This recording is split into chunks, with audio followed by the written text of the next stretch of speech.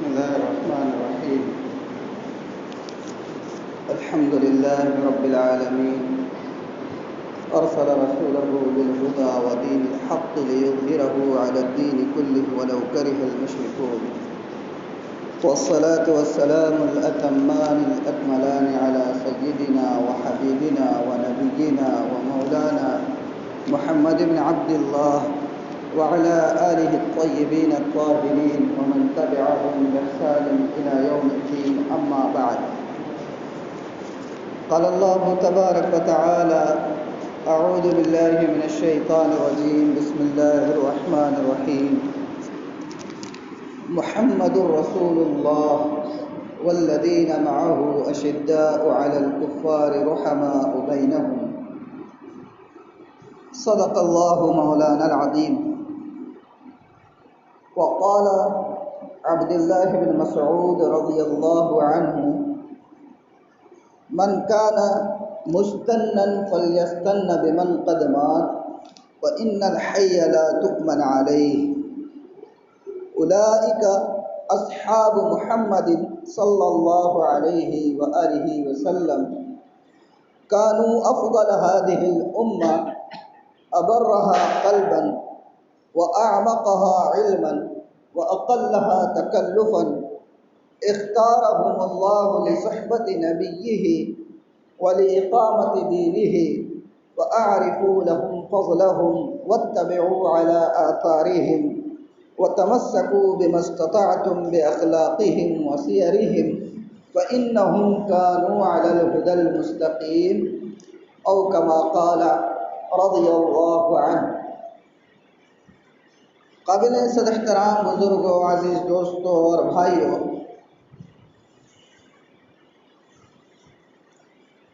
میں اور آپ اس بات کو بہت اچھی طرح سے جانتے ہیں کہ اللہ تبارک و تعالیٰ نے ہماری اور پوری انسانیت کی ہدایت کے لیے اس دنیا میں جو چیز بھیجی ہے وہ کیا ہے؟ وہ ہے قرآن مقدس. ایسے آ جائیے، جب سب خالی ہے آپ پہلی صف میں اپنی کرسی لے لیجیے، ادھر اگر جگہ ہے سائڈ میں لے لیجیے. ادھر مسجد آپ بھی صف میں بیٹھی، صف میں بیٹھ جاؤں، ایسے آ جائیے صف میں پہلی صف خالی. بیٹے پڑھ دو، بالغ ہے ماشاء اللہ، آپ کو پیچھے ہٹانے والا نہیں ہے، آ جاؤ. تو اللہ تعالیٰ نے ہماری ہدایت کے لیے جو ذریعہ اس دنیا میں بھیجا ہے وہ کیا ہے؟ وہ ہے قرآن مقدس. قرآن ہمارے لیے ہدایت، اور اس قرآن کو ہم تک پہنچانے کے لیے جو ذریعہ بنا ہے وہ ہے میرے اور آپ کے آقا محمد الرسول اللہ صلی اللہ علیہ وآلہ وسلم کی ذات اقدس. یہی وجہ ہے کہ آپ کو کہا جاتا ہے قرآن ناطق، یعنی بولتا قرآن، چلتا پھرتا قرآن. قرآن میں جو ہدایتیں دی ہیں میرے اور آپ کے آقا محمد الرسول اللہ صلی اللہ علیہ وآلہ وسلم نے ان تمام باتوں کو عملی طور پر ہمیں کر کے دکھایا ہے، عملی نمونہ. اس لیے آپ کو کیا کہا جاتا ہے؟ قرآن ناطق. تو ہماری ہدایت کا سرچشمہ اس لحاظ سے کون ہوا؟ میرے اور آپ کے آقا محمد الرسول اللہ صلی اللہ علیہ وآلہ وسلم کی ذات اقدس ہمارے لیے جو ہے اس دنیا میں ہدایت کا سرچشمہ. اب دوسری بات، ایک تو یہ ہے کہ آپ ہدایت کا سرچشمہ ہیں، پوری انسانیت کے لیے ہیں، پوری دنیا کے لیے ہیں، قیامت تک کے لیے ہیں، ہدایت کا سرچشمہ ہے.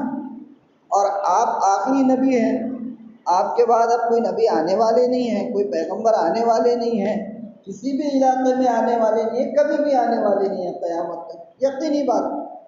اور آپ ہدایت کا سرچشمہ ہیں، تو پھر اللہ نے جس طریقے سے قرآن کی حفاظت کا سامان کیا کہ اس نے قرآن کے ساتھ قرآن ناطق کو بھیجا، تو اس آخری ہدایت کے سرچشمے کی حفاظت کا نظم کیا ہے؟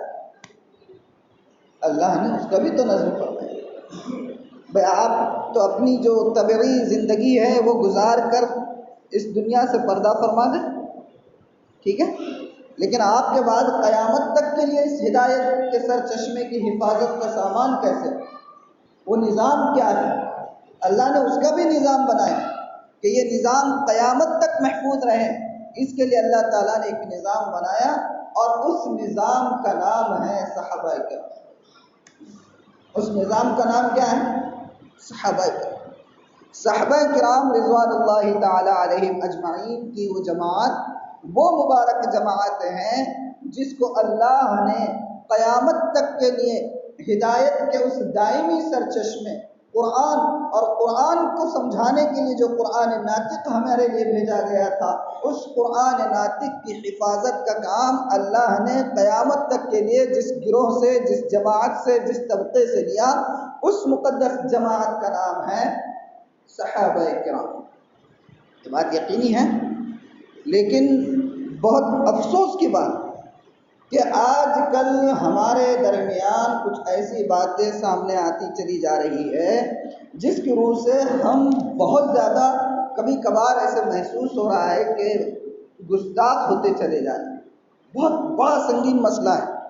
مجھے یہ بتائیے کہ اگر جو بنیادی ذریعہ ہے امت کا تسلسل، امت کا اعتماد، امت کا بھروسہ، اگر اس بنیادی ذریعے کے اوپر سے ختم کر دیا جائے تو دین و ایمان، قرآن اور رسالت کہاں برقرار رہے؟ لیکن اس طریقے کی چیزیں سامنے آ رہی ہیں۔ اللہ امت کی حفاظت فرمائے۔ بہت موٹی بات، اللہ کے رسول آخری نبی ہے، آپ کے بعد کوئی نبی آنے والا نہیں، کسی علاقے میں آنے والا نہیں، یہ بھی یقینی ہے، کسی دور میں آنے والا نہیں۔ آپ سے پہلے ایسا ہوتا تھا کہ ایک ہی وقت میں اللہ تعالیٰ مختلف نبیوں کو بھیجا کرتے، ایک ہی علاقے میں کئی کئی نبی ہوتے، ایک نبی زندہ ہے انہی کے ساتھ دوسرے نبی بھی ہوتے، ایک علاقے میں ایک نبی ہے انہی کے بغل میں، انہی کے اڑوس پڑوس میں کسی دوسرے علاقے میں دوسرے نبی ہوتے تھے، اور تیسرے علاقے میں کوئی تیسرے نبی ہوا کرتے۔ تو وہی کا سلسلہ جاری تھا، فرشتوں کی آمد و رفت تھی، ہر نبی کے پاس فرشتے آتے ہیں، ہر نبی کے پاس فرشتے آتے تھے، ان کے پاس اگر کوئی مسائل پیدا ہو جاتے، کوئی مسائل کھڑے ہو جاتے، یا ان سے مان لیجئے کہ بشری اعتبار سے کسی چیز کو سمجھنے میں کوئی نقص یا کوتاہی ہو جاتی، تو اس وقت اللہ فرشتوں کے ذریعے سے اس معاملے کو حل فرما دیا کر، نبیوں کا تسلسل جاری تھا۔ آپ جانتے ہیں حضرت موسیٰ علیہ السلام کتنا بڑا مقام ہے۔ موسیٰ علیہ السلام، اللہ تعالیٰ نے حضرت موسیٰ علیہ السلام کو دنیا کے اندر رہتے ہوئے اپنی ہم کلامی کی سعادت بخشی، رہتے ہوئے براہ راست اللہ سے بات کیا فرمایا کرتے تھے، اتنا بڑا مقام۔ لیکن حضرت موسیٰ علیہ السلام پیغمبر ہیں، اور ساتھ ہی ساتھ آپ کے چھوٹے بھائی ہارون بھی پیغمبر ہیں، برابر ہے، ہارون بھی پیغمبر ہے، حضرت موسیٰ بھی پیغمبر ہیں۔ حضرت موسیٰ کا جب انتقال ہوا تو ایک نبی موجود ہیں، اور ان کے انتقال کے فوراً بعد حضرت موسیٰ کے جو شاگرد ہیں، بہت زیادہ خدمت گزار تھے جو حضرت موسیٰ علیہ السلام کے، یوشع بن نون، ان کو بھی اللہ تعالیٰ نے نبوت سے سرفراز فرما دیا، اور یہ تسلسل چلتا رہا۔ کوئی ایک علاقہ، ہر نبی جو پہلے آیا کرتے تھے وہ جس ملک میں پیدا ہوتے اس ملک کے لیے ان کی نبوت ہوتی، جس علاقے میں پیدا ہوتے تھے اس علاقے کے لیے ان کی نبوت ہوتی، جس قوم میں پیدا ہوتے تھے اس قوم کے وہ نبی بنا کر بھیجے جاتے تھے۔ بنی اسرائیل کے اندر جتنے انبیاء آئے وہ انہی کی قوم سے ہیں۔ کہاں سے آئے؟ جو ان کی اپنی نسل کے جو پیدا ہوئے لوگ تھے وہی ان کے نبی ہوا کرتے۔ حضرت موسیٰ علیہ السلام، حضرت ہارون علیہ السلام، یوشع بن نون، یہ سارے لوگ کون ہیں؟ تو جس قوم میں جو پیدا ہوتا وہ ان کا نبی ہوا کرتا۔ اسی لیے علماء نے لکھا ہے کتابوں میں، تاریخ کی، حدیث کی کتابوں میں لکھا ہے کہ بنی اسرائیل کے بارے میں کہ کانت بنی اسرائیل تسوسهم الانبیاء کلما ہلک نبی خلفہ نبی، کہ بنی اسرائیل کی سیادت، ان کی قیادت، ان کی رہنمائی، ان کی رہبری، ان کی گائیڈنس کا کام خود ان کے انبیاء کیا کرتے، اور ان میں سے جب کوئی نبی ہلاک ہوتا، جب کوئی نبی فوت ہو جاتے، ان کا انتقال ہو جاتا یا شہید کر دیے جاتے، جو بھی مسئلہ پیش آ جاتا، تو وہ نبی ختم ہوئے کہ اللہ تعالیٰ انہی میں سے کسی دوسرے نبی کو کھڑے کر دیا کرتے۔ یہ چلتا رہا سلسلہ، لیکن میرے اور آپ کے آقا محمد الرسول اللہ صلی اللہ علیہ وآلہ وسلم کو اللہ تعالیٰ نے خاتم الانبیاء بنا کر بھیجا ہے۔ آپ کے بعد کوئی نبی نہیں، آپ کے بعد کسی بھی علاقے میں آنے والا نہیں۔ تو یہ جو نظام ہدایت ہے، اس نظام ہدایت کی حفاظت کا نظم اللہ نے جو کیا، جس ذریعے سے کیا، وہ مقدس ذریعہ ہے صحابہ کرام، اور معمولی طبقہ نہیں ہے۔ بہت آج کل سوشل میڈیا کی لعنت کی وجہ سے ہم ایسے کہ مزاج بن گئے ہیں کہ ہم تبصرے اور رائے اور کمنٹس اور کسی کو کرٹیسائز کرنا، کسی پر تنقید کرنا، کسی کے ادب و لحاظ کا، مقام کا، کسی چیز کا خیال نہیں کرنا، بہت بڑا سنگین مسئلہ ہے، بہت بڑا سنگین مسئلہ ہے۔ اور بہت کہ ہوش و حواس کے ساتھ کہہ رہا ہوں کہ اس معاملے میں بہت زیادہ ہم لوگ گستاخ ہوتے چلے۔ صحابہ کا جو طبقہ ہے، اللہ نے قرآن کے اندر ان کے لیے جو الفاظ استعمال فرمائے، ہوا اجتباکم کے الفاظ ہیں کہ وہ تم وہ گروہ ہیں جن کو اللہ نے منتخب کر لیا ہے، چن لیا ہے اللہ نے۔ کس کام کے لیے چنا ہے؟ کہ یہ جو قرآن جو ہدایت کا ابدی سرچشمہ ہے، دائمی سرچشمہ ہے، قیامت تک آنے والی انسانیت کی ہدایت کا یہ ذریعہ ہے، اور اس ذریعے کو سمجھانے کے لیے جو قرآن ناطق ہم نے بھیجا تھا، اور اس قرآن ناطق کی جو مقدس زندگی ہے، اس کے جو شب و روز ہیں، اس کی جو تعلیمات ہے، اور قرآن کو جس طریقے سے انہوں نے کھول کھول کر بیان کیا ہے، ان تمام چیزوں کو صحابہ کرام نے اپنی زندگی میں، عہد نبوی میں، نبی کریم صلی اللہ علیہ وسلم کی حیات مبارکہ میں اپنی زندگیوں کے اندر جذب کر لیا، اور ایسے جذب کیا تھا کہ ان لوگوں نے اس کو جذب کر کے پوری دنیا میں پھیلایا۔ مجھے آپ بتائیے کہ دنیا کے اندر اسلام جو پھیلا ہے کتنے محدود عرصے میں پھیلا ہے۔ آج بھی دنیا میں ایسے ایسے مذاہب ہیں کہ جن کی عمریں ہزاروں سال پر مشتمل۔ ہندو تہذیب کتنی سال پرانی ہے؟ ہزاروں سال سے چلی آ رہی ہے۔ ایسے ہی یہود اور نصارہ، یہ ہم سے پہلے کے، ہمیں تو 1400 صدیاں ہو گئی، لیکن یہ جو یہود ہیں، عیسائی ہیں، ہم سے پہلے کے ہیں۔ 2019 چل رہا ہے تو یہ تو حضرت عیسیٰ کی پیدائش کے اعتبار سے مانتے ہیں وہ 600 سال کا عرصہ ہم سے پہلے کا ہے۔ یہود ان سے پہلے ہزاروں سال سے ہے، تو یہ تسلسل تو چلا آ رہا ہے نا۔ لیکن مجھے یہ بتائیے کہ محض 1400 سالوں کے اندر پوری دنیا کے اندر اسلام اگر پھیلا ہے تو کون سا ان کے پاس جو ہے تو ذریعہ، کون سی یونیورسٹی سے صحابہ کرام پڑھے ہوئے تھے؟ کہاں سے انہوں نے پی ایچ ڈی لی تھی سیاست کی؟ کہاں سے انہوں نے ڈگری حاصل کی تھی قوموں کی قیادت کرنے کی؟ کس ادارے کے وہ فاضل تھے؟ کس ادارے سے انہوں نے جو ہے تو سند لی ہوئی؟ کہیں سے لی ہوئی؟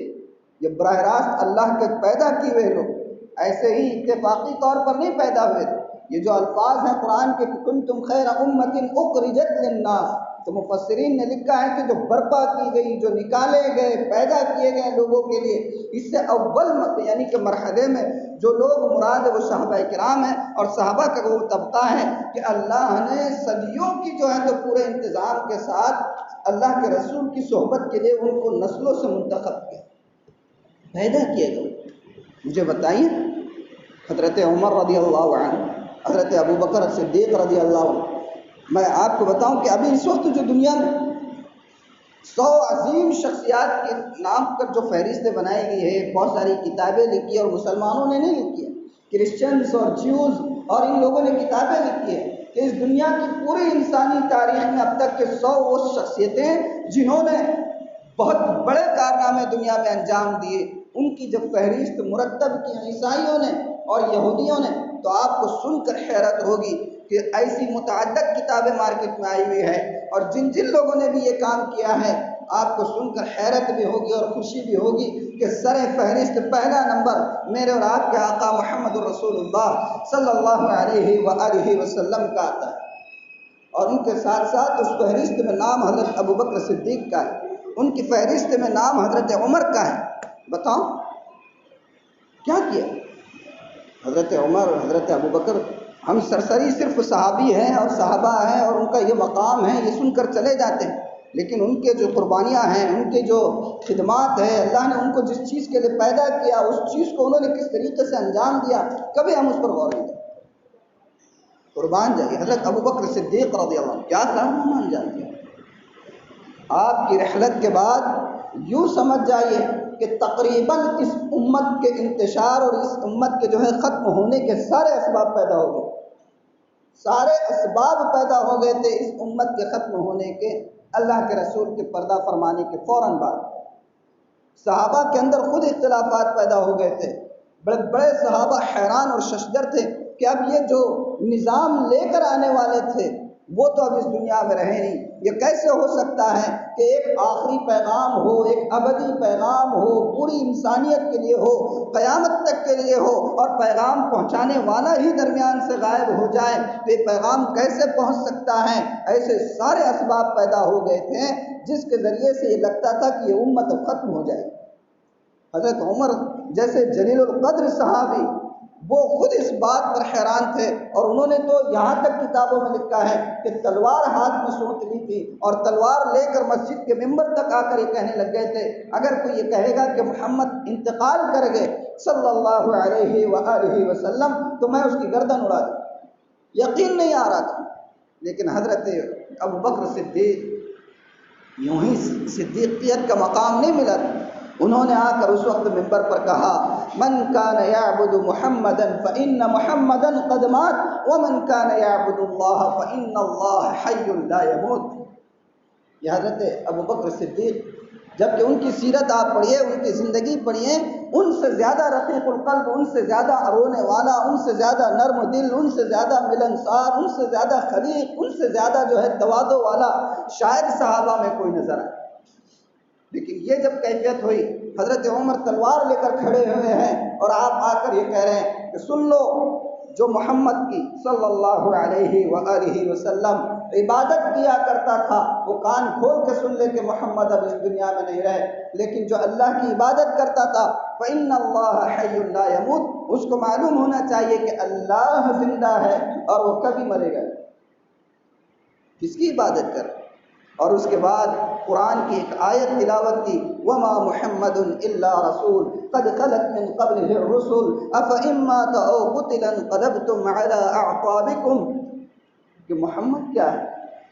ایک پیغمبر ہے، ایک رسول ہے، قرآن میں اللہ کہہ رہا ہے، اور ان سے پہلے بھی بہت سے رسول گزر چکے ہیں، تو کیا کبھی ایسا ہو جائے کہ ان کا انتقال ہو جائے یا یہ شہید کر دیے جائے تو تم اپنے الٹے پاؤں پھر جاؤ گے؟ اور جو الٹے پاؤں پھرے گا وہ نقصان اللہ کا نہیں کرے گا، وہ اپنا ہی نقصان کرے گا۔ صحابہ کہتے ہیں یا کتابوں میں لکھا ہے کہ ایسے دہاڑے مار کر اس آیت کو سنتے ہی رونا شروع کر دیا، اور ان کو یہ محسوس ہوا، خود صحابہ کے الفاظ ہے، ہمیں یہ محسوس ہوا کہ یہ آیت ابھی اسی وقت جبرائیل نے جیسے ابو بکر پر اتاری ہے، جبکہ وہ آیت پہلے ہی سے قرآن۔ تو کتنا بڑا کارنامہ انجام دیا کہ ایک ایسے وقت میں کہ جب امت کے ٹوٹنے کا، امت کے بکھرنے کا اندیشہ تھا، حضرت ابو بکر نے باطنی طور پر اس امت کو استحکام بخشا ہے۔ یعنی کتنے رقیق القلب، کتنے متواضع، کہ آپ کی مجلس میں ایک مرتبہ بیٹھے ہوئے ہیں، ایک صاحب آ کر آپ کو کچھ گالی گلوچ کرنے لگے، حضرت ابو بکر، کچھ منافقین ہوتے گالی گلوچ کرنے لگے، حضرت ابو بکر گردن نیچے ڈال کر بیٹھے ہوئے، اللہ کے رسول بھی دیکھ رہے ہیں، مسکرا رہے ہیں۔ حضرت ابو بکر بہت دیر تک وہ اول فول بکتا رہا منافق، حضرت ابو بکر خاموش سنتے رہے، اللہ کے رسول دیکھ کر مسکراتے رہے۔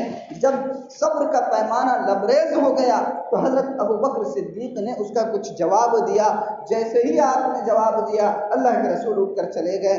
یہ بہت ایک مستقل حدیث ہے، بہرحال آپ نے اس کی وضاحت بھی کی کہ میں اٹھ کر کیوں گیا، اس لیے کہ جب تک آپ خاموش تھے فرشتہ آپ کی طرف سے جواب دے رہا تھا، لیکن جب آپ نے جواب دینا شروع کیا اللہ نے اس فرشتے کو واپس بلا لیا۔ یہ ایک الگ چیز ہے، اس سے بہت سارے ہم کو جو ہے تو سبق ملتے، لیکن میں یہ بتانا چاہ رہا ہوں کہ حضرت ابو بکر کتنے متواضع کہ کوئی شخص کہہ رہا ہے آپ گردن جھکا کر صرف اللہ کے لیے، ایسا نہیں کہ ان کے اندر قوت نہیں تھی، ایسا نہیں کہ ان کے اندر طاقت نہیں تھی، ایسا نہیں کہ وہ معاشرے میں بے وزن تھے، نہ بہت باوزن تھے اور بہت کروڑ پتی آدمی۔ جب مکی دور میں معمولی جو غلام صحابہ کو، نادار صحابہ کو پریشان کیا جاتا تو خرید کر ان کو آزاد کیا گیا، اتنے مالدار، لیکن کتنے متواضع۔ لیکن جب اللہ کے رسول کی رحلت ہوئی اور کچھ منافقوں نے زکوٰۃ دینے سے منع کر دیا کہ ہم زکوٰۃ نہیں دیں گے، اس وقت اس قدر آپ جو ہے سخت ہو گئے کہ آپ نے کہا کہ میں ان کے ساتھ جہاد کروں۔ حضرت عمر آئے بھاگے بھاگے، کیا کر رہے ہیں آپ؟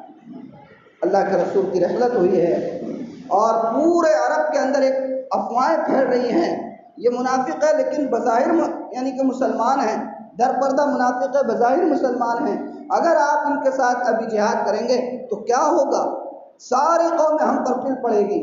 تو حضرت ابوبکر نے اس وقت کہا تھا کہ اگر قسم خدا کی کھا کر کہتا ہوں کہ اللہ کے رسول کے زمانے میں یہ اونٹ زکوٰۃ میں دیا کرتے تھے اور اونٹ کے گلے میں اس وقت اگر ایک رسی بھی ہوتی تھی اور آج وہ مجھے اونٹ تو زکوٰۃ میں دیں گے لیکن وہ رسی زکوٰۃ میں نہیں دیں گے، تو میں قسم خدا کی کھا کے کہتا ہوں کہ اس رسی کے واسطے بھی میں ان سے جنگ کروں گا، جہاد کروں گا۔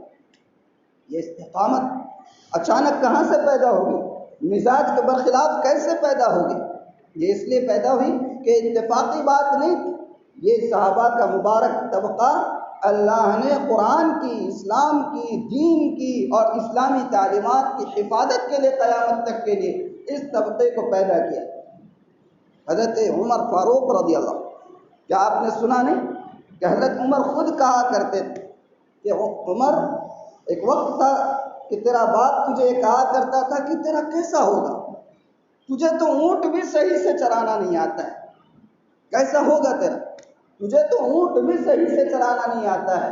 کون کہہ رہا ہے؟ خود حضرت عمر اپنی زبان سے اس چیز کا اعتراف کر کہ میرا باپ یہ کہا کرتا تھا کہ عمر تیرا کیسے ہوگا، تجھے تو اونٹ بھی چلانا نہیں آتا۔ لیکن کیا دور گزرا ہے، پڑھیے تاریخ، تقریباً دنیا پر حضرت عمر کا وہ دبدبا تھا۔ اسباب نہیں ہیں جو اس وقت ذرائع ہیں، جو اس وقت اسباب ہیں، جو اس وقت وسائل ہیں، جو ابلاغ کے ذرائع ہیں، جو ٹیکنالوجی ہیں، جو ساری راحت کی چیزیں اس وقت اس دور میں ہیں، اس دور میں اس میں سے کوئی ایک چیز بھی نہیں تھی۔ ایک بات آپ کو اس جگہ سے دوسری جگہ تک پہنچانے کے لیے آج ایک ملک سے دوسرے ملک میں آپ سیکنڈ کے اندر بات کر رہے ہیں، اس وقت مہینوں لگ جایا کرتے تھے، لیکن اس دور میں حضرت عمر فاروق کا دبدبا، ان کا رعب کیا تھا،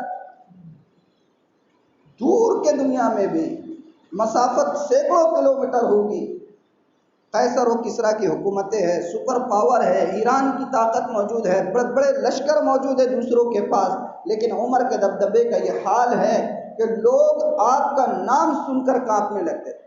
اور یہ کوئی مبالغہ نہیں کر رہا ہوں، آپ تاریخ کی کتابیں دیکھ لیجیے، یہ دبدبا کہاں سے آیا، یہ رعب کہاں سے آیا، بغیر اسباب کے سپر پاور طاقتوں سے انہوں نے کیسے جو ہے تو مقابلہ کیا اور کیسے پوری دنیا کو جو ہے اسلامی سلطنت کے زیر نگی کر دیا، کیسے کیا، یہ سوچنے کی بات۔ یہ صحابہ کرام کا مقدس طبقہ ذہن میں رہیں کہ یہ طبقہ کوئی معمولی طبقہ نہیں ہے، یہ وہ طبقہ ہے جس کو اللہ نے اپنے نبی کی صحبت کے لیے باضابطہ پیدا کیا ہے، اور ان کو اللہ نے دنیا میں، ٹھیک ہے ہمارا عقیدہ ہے کہ انبیاء کے علاوہ دنیا میں کوئی معصوم نہیں ہے، یعنی معصوم کا مطلب غلطی ہو ہی نہیں سکتی، صحابہ ایسے نہیں ہیں، لیکن آپ یہاں سے یہ بات گانٹھ باندھ کر لے جائے کہ صحابہ کا طبقہ وہ مبارک طبقہ ہے، معصوم تو نہیں ہے، انسان تھے لیکن محفوظ تھے،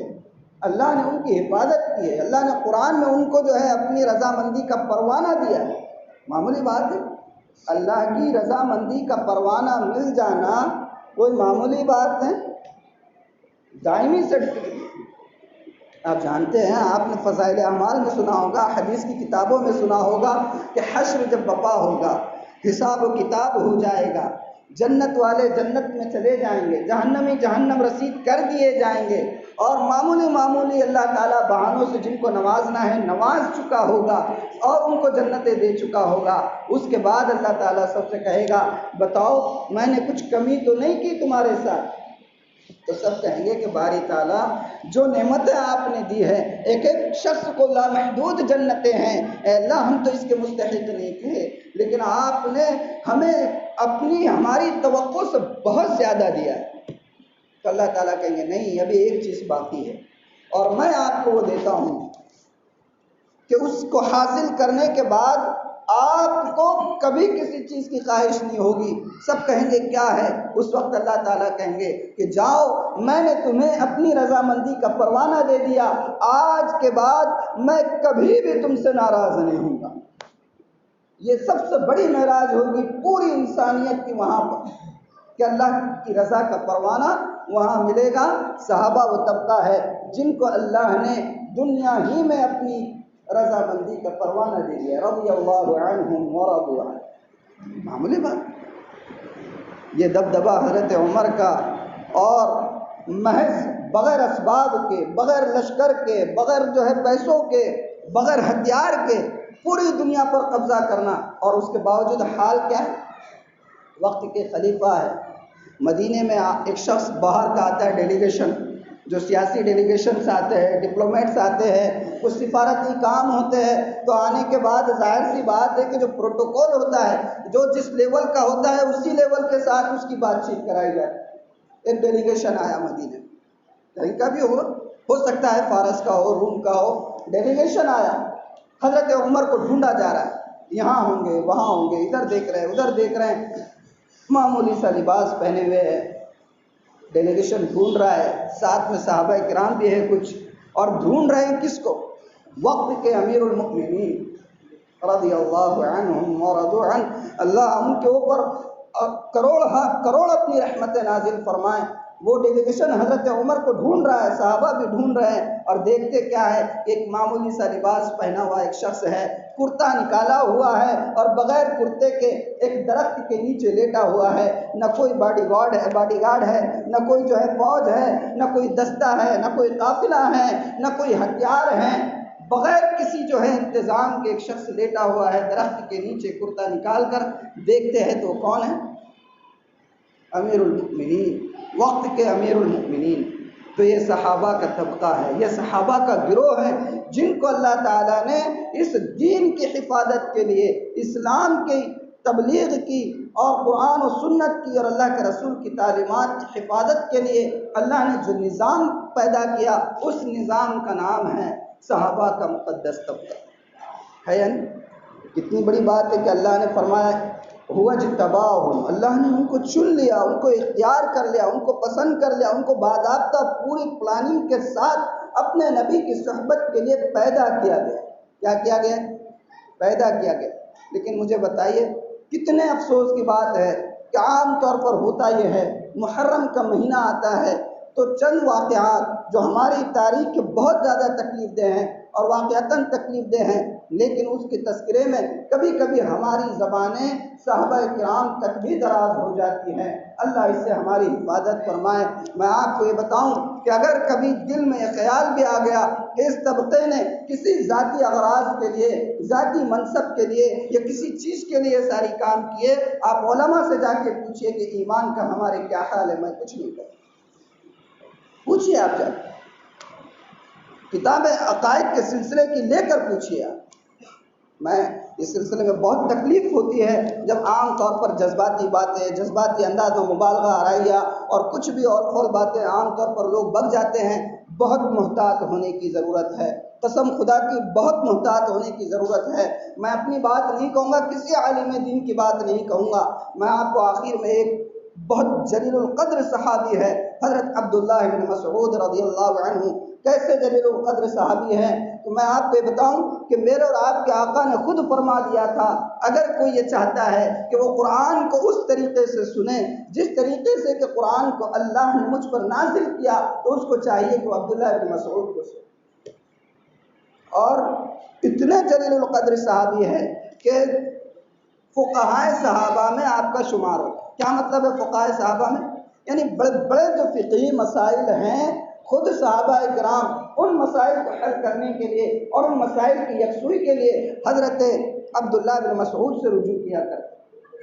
اور ہم جو حنفی ہے اس وقت پورے ہندوستان، پاکستان، بنگلہ دیش میں، تو آپ کو یہ بتاؤں کہ حنفی جو مسلک ہے، حنفی مسلک کی بنیاد تمام تر تقریباً 80% یوں سمجھ جائیے کہ حضرت عبداللہ بن مسعود رضی اللہ عنہ کی فقہ کے اوپر۔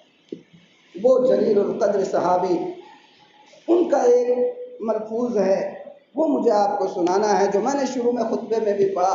حضرت عبداللہ بن مسعود رضی اللہ عنہ فرماتے ہیں، من کان مستنن فلیستن بمن قد مات، من کان مستنن فَلْيَسْتَنَّ بِمَنْ قَدْ مَاتَ، دیکھو تم میں سے کوئی اگر یہ چاہتا ہے کہ وہ سیدھے راستے پر چلے، کون سا سیدھا راستہ؟ جو سیدھا جنت میں لے جانے والا راستہ ہو، آئیں مائیں شائیں والا نہیں کہ آپ کو کدھر اور بھی دھکیل سکے، نہ، وہ سیدھے راستے پر اگر تم میں سے کوئی چلنا چاہتا ہے جو راستہ سیدھا تمہیں جنت میں لے جائے، تو کن کے راستے پر چلو گے؟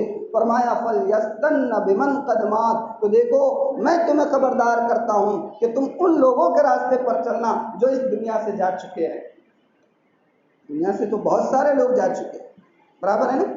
تو آگے آپ نے اس کی وضاحت فرما دی اور فرمایا کیوں دنیا سے جانے والوں کے پیچھے چلو آپ؟ فَإِنَّ الْحَيَّ لَا تُؤْمَنْ عَلَيْهِ الْفِتْنَةُ، اس لیے کہ جو زندہ لوگ ہیں ان کے اوپر فتنوں سے بچا نہیں جا سکتا۔ ہو سکتا کبھی خدا نہ کرے کسی فتنے میں مبتلا ہو جائے، کسی آزمائش میں مبتلا ہو جائے، کوئی غلطی زبان سے ہو جائے، کوئی حرکت بدن سے سرزد ہو جائے، اس لیے ان کے اوپر پورے طور پر کوئی اعتماد نہیں کیا جا سکتا۔ ہاں تم جنت میں پہنچنا چاہتے ہو سیدھے راستے کے ذریعے، تو ان صحابہ کرام کی پیروی کرو، اور وہ کون ہیں؟ اولئک اصحاب محمد۔ وضاحت کر میں جن کی طرف اشارہ کر رہا ہوں، اولئک اصحاب محمد، وہ محمد صلی اللہ علیہ وآلہ وسلم کے صحابہ ہیں۔ اور کیسے ہیں وہ؟ کانوا افضل هذه الامہ، وہ لوگ اس امت کے سب سے افضل ترین لوگ۔ کون کہہ رہا ہے؟ حضرت عبداللہ بن مسعود جلیل القدر صحابی ہیں، اللہ کے رسول نے جن کی تعریف کی ہے، بڑے اجلہ یعنی کہ صحابہ کرام فقہی مسائل کی یکسوئی کے لیے ان کی طرف رجوع کرتے، وہ کہہ رہے ہیں کہ تم کو اگر جنت پہنچنا ہے تو ان لوگوں کی پیروی کرو جو جا چکے، اور وہ کون ہیں؟ اولئک اصحاب محمد، وہ اللہ کے رسول کے اصحاب ہیں، صحابہ ہیں۔ اور وہ کیسے تھے؟ کانوا افضل هذه الامہ، اس امت کے افضل ترین گروہ، افضل ترین، ان سے بڑھ کر کسی کا کوئی مقام دنیا میں ہے؟ کوئی مقام کسی کا دنیا میں؟ اس پوری انسانیت کے اندر 4 ہی مقام ہیں فضیلت، 4 مقام کے علاوہ 5واں کوئی مقام نہیں۔ پہلا مقام ہے نبوت کا، دوسرا مقام ہے صحابیت کا، تیسرا مقام ہے شہداء کا، اور چوتھا مقام ہے ولایت کا۔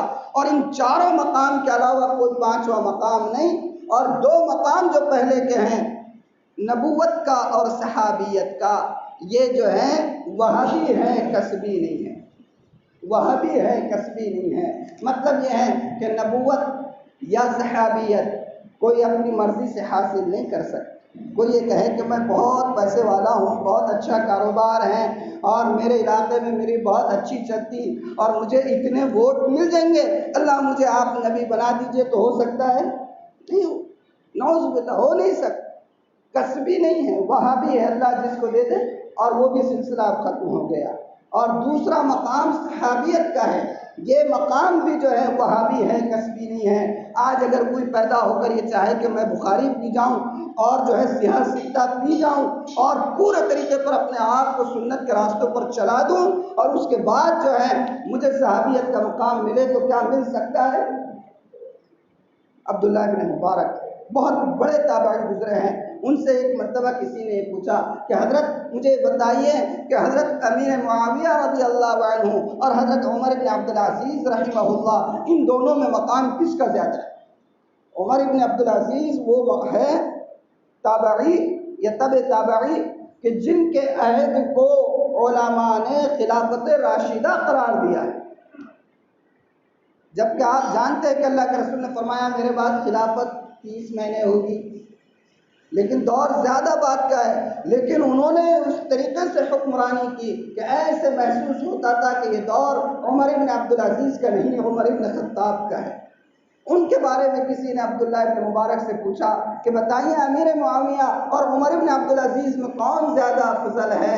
تو حضرت عبداللہ بن مبارک کا جواب تھا، عبداللہ بن مبارک بہت بڑے محدث ہیں، بہرحال ان کا جواب تھا کہ امیر معاویہ نے اللہ کے رسول کے ساتھ یا بعد کے غزوات میں جو گھوڑوں کے اوپر بیٹھ کر جنگیں کی ہیں، ان گھوڑوں کی ٹاپ سے نکلنے والی جو غبار اور دھواں، جو دھول جو تھی، اس دھول کے ذرے کے برابر بھی جو ہے عمر بن عبدالعزیز نہیں آ سکتے۔ کیوں نہیں آ سکتے؟ اس لیے کہ وہ صحابی ہے، اور صحابی کا مقام ہے کہ اللہ نے ان کو پروانہ دے دیا۔ تو ہے کوئی مقام تو صحابیت کا مقام ہے۔ بات کون سی کر رہا تھا؟ ہاں، کہ اس امت کے سب سے افضل ترین کیوں ہے؟ اس لیے کہ وہ وہاں بھی ہے درجہ مقام. اور اس کے بعد آگے فرمایا کہ ابر رہا قلوباً، صحابہ وہ لوگ تھے کہ سب سے زیادہ نیک دل، اعمقہا علماً، سب سے زیادہ گہرا علم ان کا. ہم یہ سمجھتے ہیں، ابھی جیسے میں نے کہا کہ حضرت عمر کہا کرتے تھے، میرے والد کہا کرتے تھے کہ عمر تیرا کیسا ہوگا، تجھے تو اونٹ چلانا نہیں آتا. لیکن علم کی گہرائی اور فراست کی گہرائی، بصیرت کی گہرائی کی دنیا کے اکثر حصے پر ان کی حکومت ہوئی ہے یا نہیں ہے. اور اس کے بعد فرمایا وَأَقَلَّهَا تَكَلُّفًا، اور صحابہ غیر ضروری تکلفات نہیں کیا کرتے تھے.